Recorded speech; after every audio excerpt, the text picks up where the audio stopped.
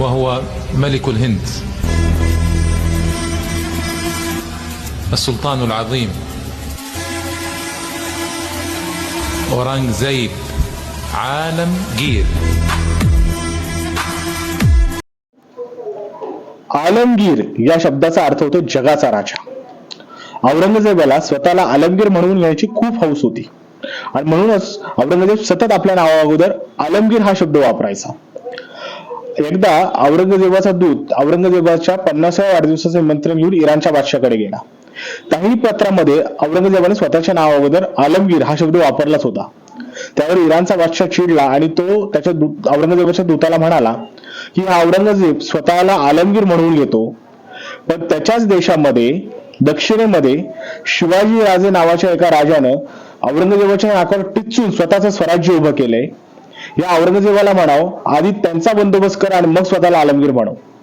याला शिवाजी नावाच्या व्यक्तीने एवढा त्रास दिला, एवढं त्याच्या नाकावर टिचून स्वतःचं राज्य उभं केलं, ते या औरंगजेबाला थांबवता आलं नाही आणि हा स्वतःला जगाचा राजा म्हणवतो. हे बोलल्याबरोबर औरंगजेबाच्या दूताला त्याची चूक कळाली आणि तो तिथून माघारी फिरला. सांगायचं तात्पर्य असं की आजकाल अनेक मिरवणुकांमध्ये औरंगजेबाचा उदो करण्याचा प्रकार वाढलाय, विशेषतः छत्रपती संभाजीनगर असेल किंवा कर्नाटकमध्ये बेळगाव वगैरे या भागामध्ये. तर औरंगजेब हा राजा म्हणून कायमच पराभूत ठरलेला आहे. कारण मोगलांनी म्हणजे औरंगजेबाच्या पूर्वजांनी जे साम्राज्य उभं केलं होतं ते साम्राज्य औरंगजेबाच्या काळात पूर्णपणे धुळीस मिळालं.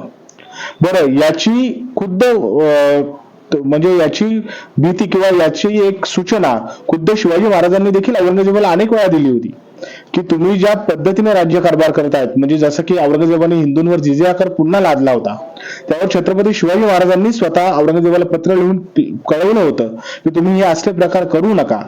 तुमच्या पूर्वजांनी जे राज्य उभं केलं ते राज्य या गोष्टींमुळे पूर्णपणे लयास जाईल. पण औरंगजेबाने ऐकलं नाही आणि तेच झालं जे शेवटी छत्रपती शिवाजी महाराज म्हटले होते. स्वतःच्या नावापुढे आलमगीर लावलं म्हणून कोणी आलमगीर होत नसतो, तर आलमगीर होण्यासाठी तसं वागावं लागतं. आज छत्रपती शिवाजी महाराजांचं 350 वर्षानंतरही नाव निघतं.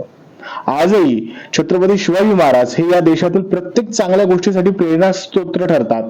प्रत्येक क्रांतिकारकासाठी छत्रपती शिवाजी महाराज हे एक प्रेरणास्थान आहे. हे असंच होत नसतं. औरंगजेब हा कुणासाठी कधीही प्रेरणास्थान होऊ शकत नाही. प्रेरणास्थान होण्यासाठी तसं वागावं लागतं. त्यामुळं हे अशा मिरवणुकांमध्ये औरंगजेबाचं उदात्तीकरण करणं थांबवा. छत्रपती शिवाजी महाराज, छत्रपती राजर्षी शाहू महाराज, छत्रपती संभाजी महाराज आणि यांसारखेच अनेक राजे या देशामध्ये होऊन गेले, ज्यांनी खऱ्या अर्थाने या देशातील लोकांसाठी राज्य चालवलं, या देशातील लोकांच्या कल्याणासाठी राज्य चालवलं. त्यांचा अगोदर अभ्यास करा.